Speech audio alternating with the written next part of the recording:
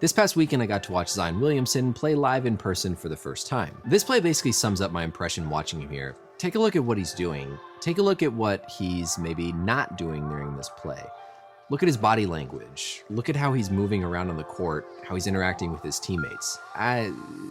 Welcome back, everyone, to your #1 source for learning about everything related to sports injuries and sports medicine news. This past weekend, I was fortunate enough to watch Zion Williamson play live in person against the Timberwolves, and I recorded a lot of different clips of him on the court. As you all know, I've covered him pretty extensively on this channel, and so I thought what better than to give you guys my impressions watching him live and in person to see if I felt any different about the way he looks out on the court when you're actually there. We all know about his highlights and his insane athletic potential, but what I instead wanted to focus on was how he looked during the downtime between plays, how his body language looks on the court, how he looks when those TV cameras are not on him during some crazy acrobatic dunk. What I saw left me honestly pretty underwhelmed and a little disappointed. As always, please go subscribe if you guys like learning about this type of content, and let's get to it. There were 3 big things that I took away from watching Zion play. The first is he is way bigger and heavier looking in person than what comes across on TV. And this was one of the biggest things fans are talking about in the stands. People were just describing how big and heavy and just kind of labored he seemed to be,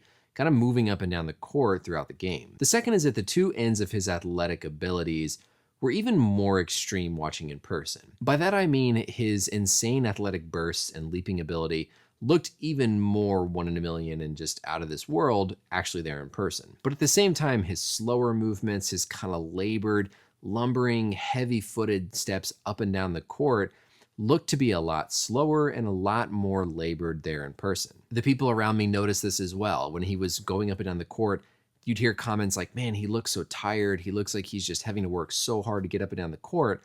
But then as soon as he went up for some big time alley-oop, they would say, oh my gosh, like look how high he can jump.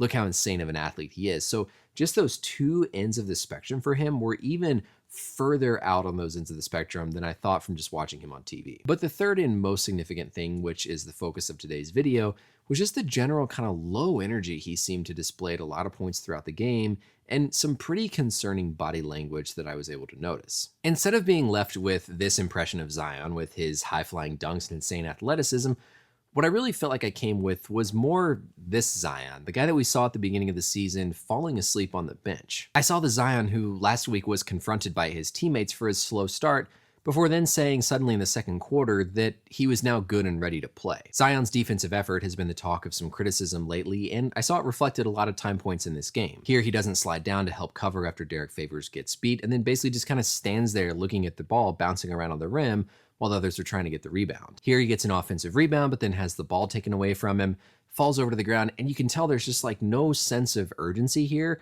for him to get up and get back down the court. Remember that highlight dunk he had that everybody's talking about? Well, the only reason he was able to have that dunk is because he had fallen down after a layup on the other end and basically was just waiting on the other end of the court without getting back on defense. What frustrates me about this is we know that Zion has that extra gear.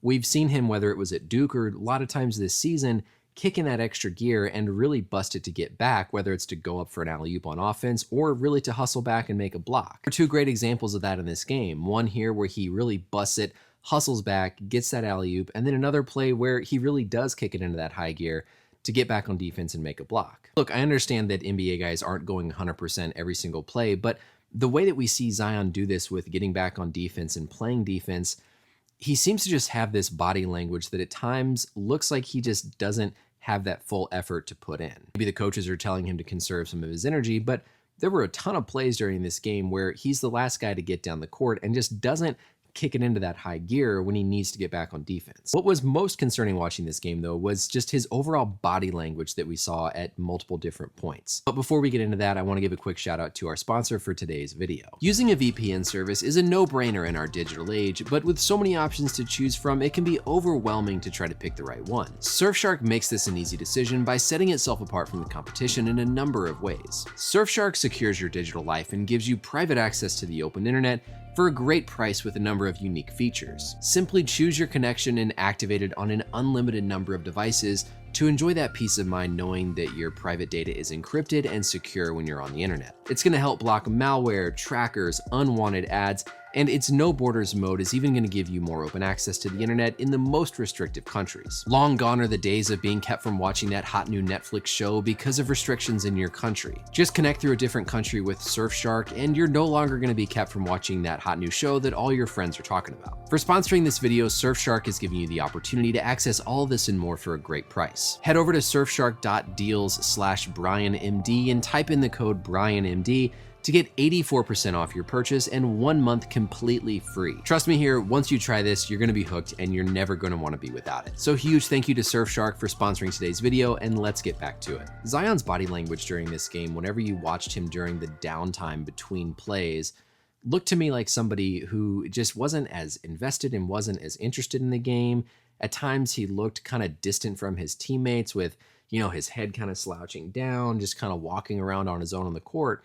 He didn't seem to have that spark of joy and that true invested, I'm here, I'm giving it my 110%, I'm ready to go, let's do this. Kind of seemed like at times he didn't really know if he wanted to be out there. At the end of the first half, walking back to the locker room, again, we see that head just kind of slump down, the arms go kind of completely limp and loose, and he just looks like he's kind of bummed out and just not really wanting to be there in the game in that moment. Here again, we can see him miss a shot, looks kind of down, looks a little bit dejected, before just kind of casually going back down the court. Another example, misses a shot, just kind of casually jogging back down. This is after he had missed a shot on one of the plays prior, and he's here on the free throw line, and you can tell he just looks sad almost. He just looks like he's not truly there, and he's just kind of bummed in the moment. My wife was there at the game with me, and I showed her these clips afterwards, and her first reaction was she thought it looked like he was depressed and that he was sad. I can see how she would get that impression just watching some of his body language and some of his expressions that he makes at these different points during the game. The most telling, though, was this play I showed at the beginning of the movie here, where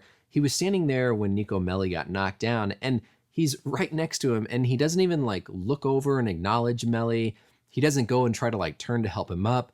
He kind of just stands there, and then again, just kind of slouches down, dropping his head forward, walks across to the block, and then hands go on the knees, and he just looks kind of disinterested again. To not even turn and acknowledge your teammate or try to help him up or show some emotion or passion in that moment, it just looks like someone who's not completely 100% there, and kind of as my wife said, someone who almost seems sad at times. Look, I know Zion's a rookie. I know he's a young kid, and he's not going to be perfect this year. But so much of what we see with Zion are just the insane highlights and the athleticism. I think there's a lot of other components here to his game that people will start noticing more that really does display how far of a way he needs to go to reach that elite status. The way he's been playing lately, it almost does seem like something could be bothering him or something's on his mind. I'm not the first person to comment on this, particularly with his defensive effort and just the way that he seems to be moving a little bit slower and just kind of not as completely engaged in the game. If you go see him live, just watch him through the entire game and you'll see these moments that I'm talking about where it just kind of looks like he's not 100% there and not 100% into it. My overall impression watching him was not of some young budding superstar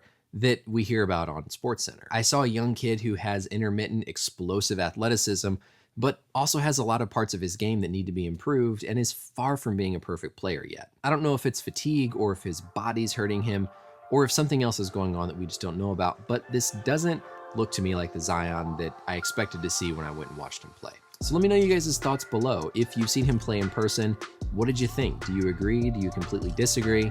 Am I being too hard on him? Is all this appropriate to talk about? What do you guys think about this whole situation with how we've seen Zion progress throughout the year? Don't worry, I've got another video coming where we're going to look at all of his biomechanics and talk about his different movement patterns and if I think he's improved anything or if he's potentially even a little bit worse. So make sure you're subscribed because you're going to want to be up to date whenever I release that video in the future. But thank you as always for watching, everybody, and I'll see you in the next video. Bye.